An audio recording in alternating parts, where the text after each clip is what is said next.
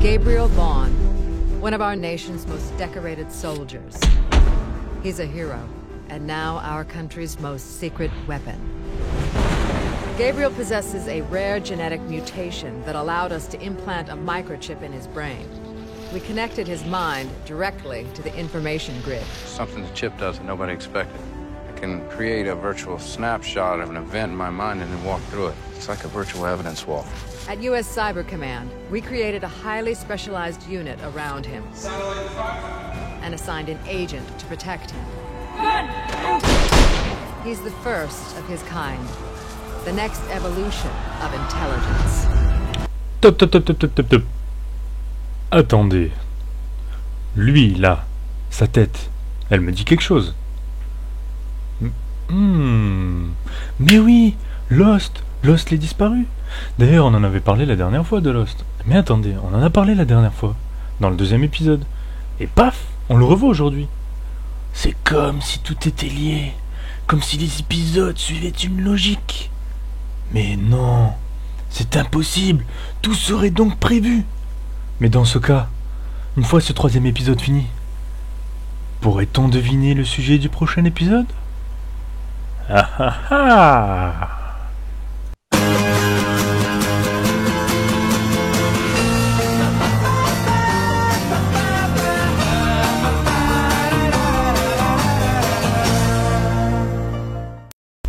Yo tout le monde, salut à tous, j'espère que vous allez bien. Moi, bah ça va toujours. Il fait beau, il fait chaud, et je reste devant mon écran à éplucher des séries, tout ça pour votre plus grand plaisir. Enfin, je l'espère.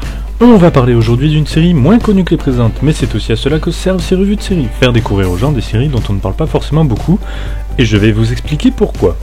Il s'agit de la série Intelligence, série télévisée américaine en 13 épisodes de 42 minutes créée par Michael Seitzman. Elle a été diffusée entre le 7 janvier 2014 et le 31 mars 2014 sur la chaîne CBS. Le synopsis de la série a été résumé dans le générique, mais je vais vous réexpliquer tout ça rapidement. Gabriel Vaughn, incarné par Josh Holloway, le beau gosse de Lost, est après avoir fait partie des forces spéciales de l'armée américaine devenu un analyste du renseignement avec un micro-ordinateur, une petite puce, implantée dans le cerveau. Grâce à cet implant, Gabriel est le premier humain connecté via Wi-Fi, Bluetooth ou satellite directement à Internet, accédant ainsi à tous les fichiers et serveurs lui permettant de contribuer à la protection des États-Unis. Oulala. Lillian Strand, interprétée par Marg Elgenberger, que l'on a également vu dans Les Experts, est ici une directrice du United States Cyber Command. Elle assigne Riley Neal, Megan Horry, que l'on a également vu un peu dans Supernatural, Once Upon a Time, Psych Enquêteur malgré lui et d'autres séries encore. Elle est membre des services secrets et donc assignée à la protection de Gabriel. Gabriel, on en a parlé juste avant. Que ce soit contre les menaces extérieures ou ses propres tendances à prendre des risques ou à ignorer les instructions. Ah oui, puisque c'est un peu un débile. Pendant ce temps, Gabriel profite de ses capacités pour enquêter sur la disparition de son épouse des années après qu'elle fut envoyée par la CIA pour infiltrer un groupe terroriste. Toujours les terroristes, les États-Unis, blablabla. La série a eu énormément de mal à trouver sa place dans le planning chargé de la CBS. En effet, le projet a débuté le 21 septembre 2012. Le 4 février 2013, la chaîne américaine a commandé l'épisode pilote, le premier épisode, puis a commandé le reste de la série le 10 mai 2013 et lui a attribué 5 jours plus tard la case horaire du lundi à 22h à la mi-saison après la finale de Hostages. Le 12 novembre 2013, CBS planifie donc de diffuser l'épisode pilote le mardi 7 janvier 2014 après un épisode de NCIS avant de prendre sa case horaire assignée le lundi suivant. Vous avez rien compris ? On s'en fout, puisque de toute façon, le 10 mai 2014, la série est officiellement annulée. Mais pourquoi avoir annulé une série qui semble au premier abord si bien ? Eh bien, la série a subi une baisse d'audience fatale. Elle est passée de 16 millions de téléspectateurs lors de la diffusion du premier épisode à 6,2 millions lors du deuxième. La chaîne CBS a donc préféré se débarrasser de la série dès la première saison terminée, plutôt que de faire une seconde saison. Ce qui semble tout à fait normal et compréhensible. Ce qu'il faut savoir, c'est que ce scénario n'est pas tombé de nulle part, tout comme The 100, Intelligence est basé sur un roman. Ici, il s'agit de Phoenix Island de John Dixon. Ce dernier a été contacté par les producteurs afin de pouvoir trouver une adaptation de son livre en série. Et c'est chose faite. Le roman lui-même aura été influencé par de nombreuses œuvres, comme Sa Majesté des Mouches, qui est vieux, ou Les Chasses du Comte Zaroff. Mais ça nous fait remonter assez loin, donc on va s'arrêter là.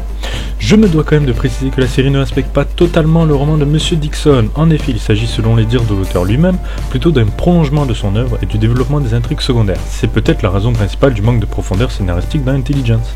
En parlant d'intelligence, on peut dire que le CBS n'en aura pas eu vraiment en mettant en place cette série. Et ouais, cette fois j'attaque sec. Si je vous montre ça, ça vous dit quelque chose? Caranasa numéro 1. Roger. Contact BDSI. Ok. Contact soupape bloc moteur 7. Fermez les gaz. Détachement engagé. Roger. Tableau intérieur et extérieur allumé. Amorce et piqué. Oscar, j'écoute. Extinction. Danger 3. Ramenez point 0. Latéral ne répond plus. Je ne peux pas maintenir l'altitude. Correction alpha sans résultat. Sélecteur de secours. Je ne peux pas dresser. Rupture de circuit. Rupture...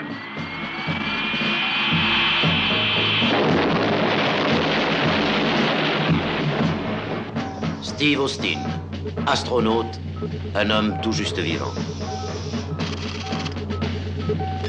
Messieurs, nous pouvons le reconstruire, nous en avons la possibilité technique. Nous sommes capables de donner naissance au premier homme bioionique. Steve Austin deviendra cet homme. Il sera supérieur à ce qu'il était avant l'accident. Le plus fort, le plus rapide, en un mot, le meilleur.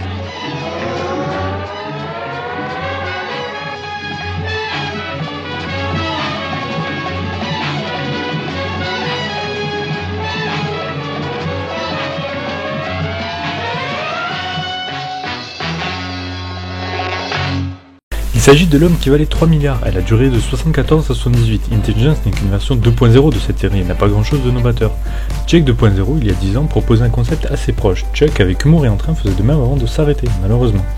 Intelligence ne se contente que de mettre à jour un fantasme grandissant de robotisation de l'être humain. Le fond de la question est passionnant et soulève de véritables enjeux éthiques sur la frontière entre l'homme et la machine et sur les limites de la vie privée.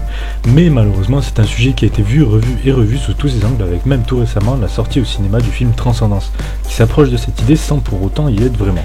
Sur le papier, la série, à défaut d'être révolutionnaire, aurait pu déboucher sur un sympathique divertissement, mais Intelligence se prend affreusement au sérieux, contrairement à Jack 2.0 et Chuck, et entasse consciencieusement les raccourcis et les stéréotypes. C'est dans un décor invariable.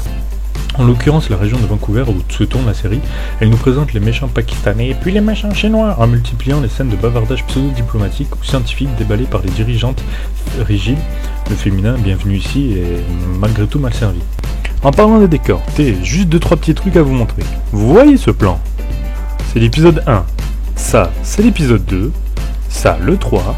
Le 5e, le 6e, le 7e. Enfin bon, vous avez compris, ils n'auront pas mis beaucoup d'argent dans cette série en reprenant à chaque transition les mêmes plans. Et si vous pensiez que cela pouvait échapper à mes yeux de lynx, vous vous trompiez. J'ai également eu la chance de repérer quelques faux raccords. Dans cette scène, la demoiselle est là. Sur ce plan, elle est toujours là. Tiens, elle décide de partir, d'accord. Peut-être qu'elle va aux toilettes, on ne sait pas. Et là, elle n'est plus là. Mais si elle n'est plus là, comment cela est possible? Plan suivant. Ah mais qui voilà? En mode téléportation, la demoiselle.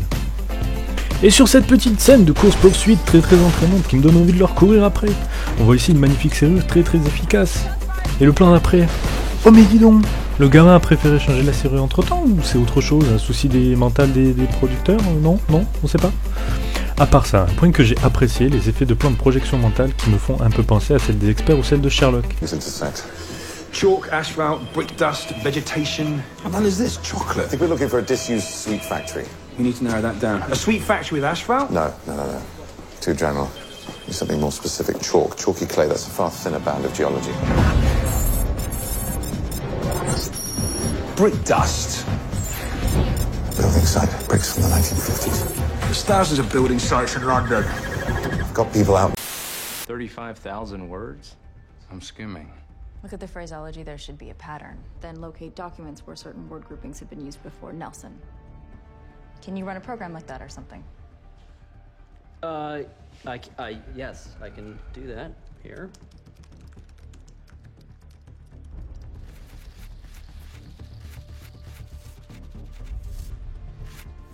Evolution is Earth's deepest breath. Technolution its dying gasp. Poetic. He's repeated it on at least 6 anti-government, anti-educational and conspiracy websites. There are other matches too. Do you have a name? Username belongs to a Gordon Grayson. C'est quelque chose qui me fait triper personnellement, je kiffe ces trucs qui flottent dans les airs. Pour lui, fini les Google Glasses, le mec est déjà loin avant nous. En résumé, une série qui croise science-fiction, pseudo-psychologie, clichés et super technologie, évidemment le tout sur front pro-américain. Je valide personnellement cette série qu'à moitié, mais je vous la conseille quand même, dans la mesure où vous savez que ce ne sera pas le moment le plus spirituel de votre vie. Ou alors, si vous étiez fan de Lost et que vous aviez hâte de retrouver l'acteur un peu dur à cuire, un peu connard, débrouillard, un beau pauvre parleur, très dragueur, du bout de la plage de Lost, et ben voilà, c'est chose faite. Et c'est ainsi que s'achève ce 3e épisode de revue de série. J'espère qu'il vous aura plu. Il est un peu plus long que d'habitude, que les deux précédents, parce que j'ai essayé d'aller un peu plus au fond des choses. Ça laisse un peu moins de temps pour les touches d'humour, mais bon, j'ai essayé d'en faire quand même. Donc n'oubliez pas de vous abonner pour rester au courant des prochaines sorties vidéo. Laissez un commentaire pour donner vos avis. Aimez et partagez. Partagez énormément, je ne vais pas revenir là-dessus. C'est quelque chose de très important si on veut que la chaîne avance ensemble. Allez, prenez soin de vous. À la prochaine.